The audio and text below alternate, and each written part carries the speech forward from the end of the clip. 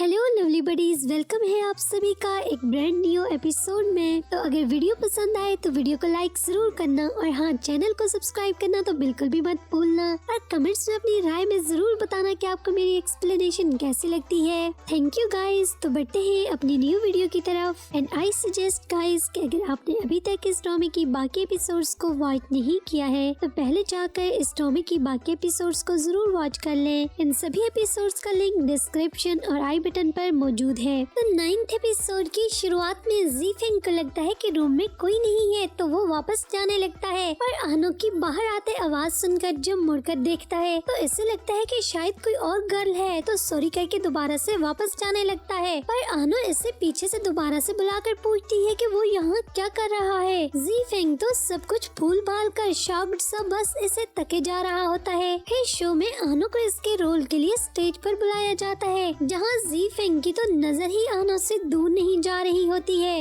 आनो फेरी बनकर अपने हाथ में कैंडीज की बास्केट पकड़े सभी बच्चों को गिफ्ट करते करते चो को भी देते हुए बोलती है कि ये लो ज़ोहराई भाई, आप भी मुंह मीठा करो। और सबको देने के बाद ज़ीफेंग को जब देने जाती है तो ज़ीफेंग की तो होश अभी ठिकाने ही नहीं आ रहे थे और चो भी ज़ीफेंग को देखने लगता है जो कि मुसलसल टिकटिकी बांधे आनो को ही देखे जा रहा था। उसे लगता है कि शायद भाईजान स्टैचू बन गया है, जैसे पहली बार किसी गर्ल को देख लिया हो। फिर शो खत्म होने के बाद चो अपनी ड्यूटी पर वापस चला जाता है तो आनो चो के चले जाने की वजह से सिक शोफई को फीड करवा रही होती है कि ज़ीफेंग वहाँ आकर दोबारा से इसे स्टीयरिंग करने लगता है। आनो के पूछने पर बेचारे के यहाँ वहाँ बहुत ज्यादा चक्कर लगाने के बाद वो इसके करीब जाते हुए बताता है कि मैं तुम्हें क्या बताऊँ, असल में बात ये है कि मुझे तुम बहुत अच्छे लगने लगे हो। तुम्हें देखकर मेरे दिल में बहुत जोर जोर से टिकलिंग हो रही है। और आनो की तो ये बात सुनकर सांस रुकने लगती है कि ये क्या कह रहे हो, तुमने तो खुद कहा था कि तुम्हें गर्ल्स बहुत अच्छी लगती हैं। तो ज़ीफेंग भी इसकी बात सुनकर इसके और करीब जाकर बोलता है कि यही तो कह रहा हूँ कि अगर तुम लड़की होते ना तो आई शपथ कि मैं तुम्हें अपना बनाने में 1 सेकंड भी देरी न करता। पर यही सबसे बड़ी प्रॉब्लम है कि तुम हो बॉय और मैं कुछ कर नहीं सकता हूँ। और इसकी एक्सप्लेनेशन सुनकर आनो को सुकून आता है और फिर ज़ीफेंग इसको गिनवाने लगता है कि तुम में मेरी ड्रीम गर्ल के जैसे सभी क्वालिटीज मौजूद हैं। मेरी केयर करती हो, मुझे सपोर्ट करना, मुझे अंडरस्टैंड करना, वो सारी की सारी क्वालिटीज तुम्हारे अंदर मौजूद हैं। पर न जाने गार्ड को मेरे साथ क्या दुश्मनी थी कि उसने तुम्हें गर्ल के बजाय बॉय बना दिया है। आनो को इसकी बातें सुनकर काफी हंसी आ रही थी और वो इसकी बातों को बहुत ज्यादा एंजॉय कर रही होती है। आनो को इसकी बातें सुनकर बहुत अच्छा लग रहा था। ज़ीफेंग इसको ब्लश करते देखकर पूछता है तो वो बोलती है कब, नहीं तो मैं तो वैसे ही हंस रहा था। फिर ज़ीफेंग आनो को अपने साथ शिंगयान के पास उसके कैफे पर चलने को बोलता है पर इससे हील्स पहनने की वजह से चला नहीं जा रहा होता है। या आई डोंट नो, पता नहीं गर्ल्स कैसे इन हील्स को बर्दाश्त कर लेती हैं। जिस पर ज़ीफेंग इसको बिठाकर इसके शूज उतार कर अपने हैंकी से इसके पाँव पर बैंडेज कर रहा होता है कि वहाँ अम्यूजमेंट पार्क में वापस आता चू भी वहाँ आकर इसको आनो की केयर करते देख लेता है। और दूसरी तरफ बेचारा अपने हाथ में इसको भाई बनाकर दी गई आनो की कैंडीज को हाथ में दबा लेता है। आनो को अभी भी शूज के साथ चलने में काफी दिक्कत हो रही थी, जिसे देखकर ज़ीफेंग को आइडिया आता है और अपने शूज उतार देता है और आनो को भी अपने शूज उतार कर इसके साथ बेयर फुट के साथ चलने को बोलता है। जिस पर वो दोनों एक साथ चलते हुए बोलते हैं कि वैसे काफी मजा आ रहा है यूं चलते हुए। शिंगयान के कैफे पर जाकर ज़ीफेंग को कुछ न्यू इन्फॉर्मेशन मिलती है और फिर वो आनो के पूछने पर इसको बताता है कि उसने और इसके डैड ने तो कितने सालों से अंडरवर्ल्ड को छोड़कर अपना बिजनेस शुरू कर रखा है, पर न जाने क्यों कुछ अरसे से दोबारा से लोग इसके पीछे पड़ रहे हैं। इस पर वो पहला अटैक जिसमें आनो ने इसकी हेल्प की थी वो इसको याद दिलाता है और फिर मैगजीन के चीफ एडिटर का जानबूझकर इसके बारे में फेक न्यूज लिखना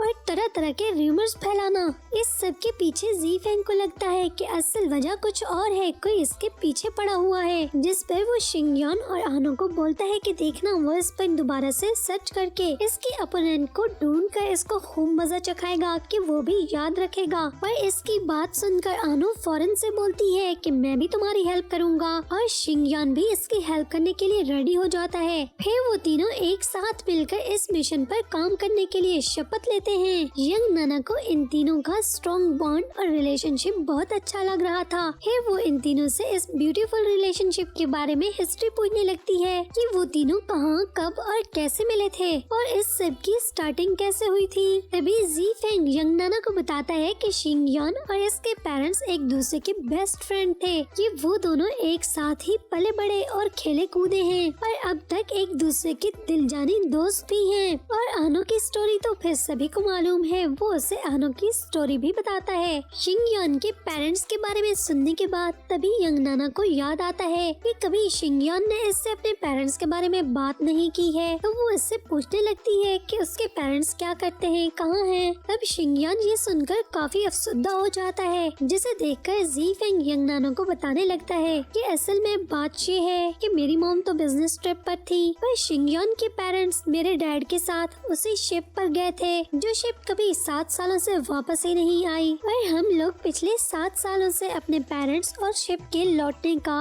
वेट कर रहे हैं, पर किसी को भी इसके बारे में कुछ पता ही नहीं है। तो यंग नाना के शिंगयान के पेरेंट्स के बारे में जान लेने के बाद वो उसको अपने पास बैठने को बुलाती है और शिंगयान के इसके पास बैठ जाने पर बोलती है कि मैं तुम्हारी फैमिली बनना चाहती हूँ, तुम्हारे साथ हंसना मुस्कुराना, और जब तुम रोगे दुखी होगे तो मतलब मिलकर सब कुछ कर लेंगे। शिंगयान की खामोशी देखकर वो बोलती है कि मुझे तुम एवी ना समझो, इतना हल्के में मत लो, मैं एवी हर किसी को थोड़ी ना अपनी फैमिली बनाती फिरती हूँ, तुम तो मुझे अच्छे लगते हो इसलिए मैं तुम्हें अपना फैमिली बनाने के लिए कह रही हूँ। जी फेंग और आनो भी इनकी बातें सुनकर मुस्कुराने लगते हैं और फिर जी फेंग और आनो के कहने पर शिंगयान इसको हाँ बोल देता है और यंग नाना ये सुनकर बहुत ज्यादा खुश हो जाती है। और फिर आनो इन सबको बोलती है कि देखो मेरा जी फेंग के साथ रिलेशन है, जी फेंग का शिंगयान के साथ और शिंगयान का आगे यंग नाना के साथ। तो फिर इस तरह से हम सब का एक स्ट्रॉन्ग रिलेशनशिप बन चुका है। तो अब से हम चारों की भी एक फैमिली है। जिस पर अपने पास पड़ी हुई ड्रिंक्स के साथ चेयर करते हुए वो बोलते हैं कि चलो एक गेम खेलते हैं और इनको एक ही सांस में ड्रिंक खत्म करनी होगी। वो तीनों तो एक ही सिप में फिनिश कर लेते हैं, पर यंग नाना की छूट जाती है जिसे जल्दी से शिंगयान लेकर फिनिश कर देता है। और तभी आनो इन दोनों को देखकर बोलती है कि शिंगयान ने ये की ना फैमिली वाली बात। फिर जी फेंग इनको अपने और शिंगयान के वीकेंड पर कैंपिंग के लिए जाने को बताता है और आनो को भी अपने साथ चलने को बोलता है, पर वो एज यूजुअल इनकार ही कर देती है और ये भी बोलती है कि इससे पहले वो कभी कैंपिंग पर नहीं गई है। जिस पर जी फेंग इसका मजाक बनाते हुए कहता है कि हर चीज और हर बार की तरह ये भी जरूर तुम्हारा फर्स्ट टाइम ही होगा। तो यंग नाना पूछने लगती है कि फर्स्ट टाइम क्या मतलब, जिस पर जी फेंग इसको बताने लगता है कि जस्ट लाइक इसकी first official job, first time neck T लगाना, फर्स्ट टाइम हॉट स्प्रिंग में जाना, फर्स्ट टाइम क्लाइंबिंग और फर्स्ट। जिस पर आनो इसको रोक देती है कि बस अब यहीं पर खत्म करो, इससे ज्यादा एक लफ्ज भी मत कहना। वो इसको इसके लास्ट फर्स्ट पर चुप्पी करवाने लगती है, पर जी फेंग इसको शर्माते देखकर बोलता है कि इसमें शर्माने की क्या बात है, मैं तो बता कर रहूंगा। शिंगयान को भी इस लास्ट फर्स्ट के बारे में बहुत अच्छे से पता होता है, तभी अपना फेस दूसरी तरफ टर्न करके बैठा होता है। पर यंग नाना के फोर्स करने पर जी फेंग बोलता है कि फर्स्ट टाइम 2 बॉयज की लिप्स लॉकिंग। पर यंग नाना को तो पूरा मसाला चाहिए था। फिर इस खिचड़ी के टेस्ट का भी पूछने लगती है कि खट्टा था या मीठा, पर आना इनकार करते हुए बोलती है कि कोई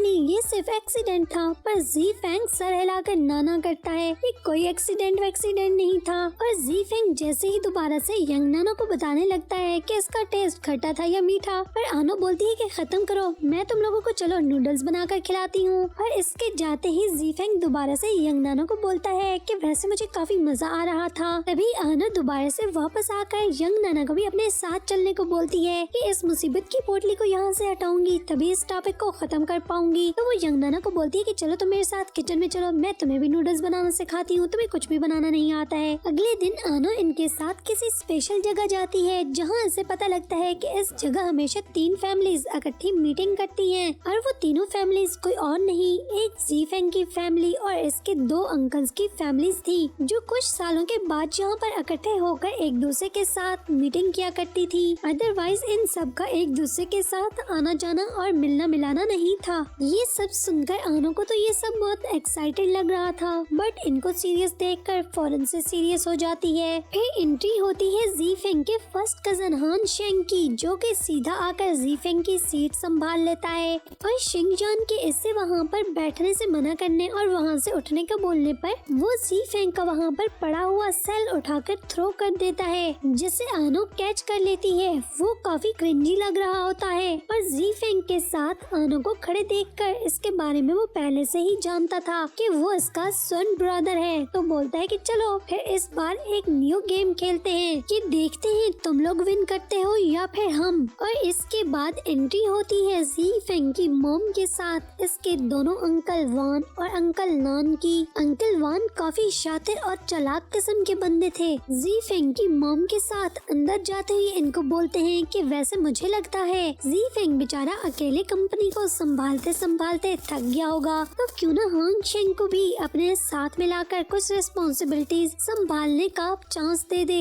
पर इसके पास खड़े ज़ीफेंग के छोटे अंकल नान, जो कि अच्छे लग रहे थे, जो कि ज़ीफेंग और उसकी मॉम की तरफ थे, तो बोलते हैं कि पर भैया शेंग तो काफी लाउबाली है और हमेशा लड़ाई भिड़ाई में ही बिजी रहता है, मुझे नहीं लगता कि वो बिजनेस को अच्छे से संभाल पाएगा। उसकी तो अभी हरकतें भी बच्चों वाली हैं, अभी वो कंपनी को कहाँ संभाल सकता है। और शातिर अंकल वान, जो अंकल नान के मुंह से सारा सच सुनने के बाद अपना सर झुकाते हुए बोलते हैं और दिल में बोलते हैं कि फूटी मेरी किस्मत जो तुम्हारे सामने बात कर दी, तुमने तो सारा चटा कटा ही खोल कर सामने रख दिया है। और फिर मुस्कुराते हुए और स्वीट नाइस से बनते हुए बोलते हैं कि नहीं, मैं तो वैसे एक जनरल बात बोल रहा था, ज़ीफेंग भी तो मेरा बेटा ही है ना, तो मुझे उसकी फिक्र हो रही थी। और वैसे अभी मैं खुद भी शेंग को अच्छी अच्छी चीजें सिखा रहा हूँ और जब वो रेडी हो जाएगा तो मैं तुम लोगों को दिखा दूंगा कि देखो कितना परफेक्ट है मेरा बेटा। तो मिस टैंग इसकी बात सुनकर बोलती हैं कि जरूर, जब ऐसा हो जाए तो हम भी देखेंगे, तब हमें भी कोई प्रॉब्लम नहीं होगी शेंग को अपनी कंपनी में रखने से। और फिर जब वो सब मिलकर चारों की आपस में फाइट देख रहे होते हैं, तभी अंकल वान को आनो की फाइट करते पता चलता है कि जी जान से लड़ता ये यंग मैन कोई और नहीं बल्कि ज़ीफेंग का स्वर्ण ब्रदर है। फाइट तो बहुत मजे की और बहुत ही जबरदस्त चल रही होती है। फिर फाइट में ज़ीफेंग और आनो मिलकर इन दोनों को हरा देते हैं। अंकल वान को आनो से मिलने के बाद और बात करने के बाद वो काफी चुप रहा था और अकेले में जाकर अपने बेटे को बोलता है कि मुझे ज़ीफेंग और आनो के बीच में कुछ बहुत ही स्ट्रॉन्ग बॉन्ड नजर आ रहा है और आनो बाहर से दिखने के अलावा अंदर से भी इससे ज्यादा समझदार और कुछ पाने वाला लग रहा है। और अगर हमें ज़ीफेंग की पोजीशन को पाना है तो ज़ीफेंग तक पहुंचने के लिए सबसे पहले आनो और इसको अलग करना होगा।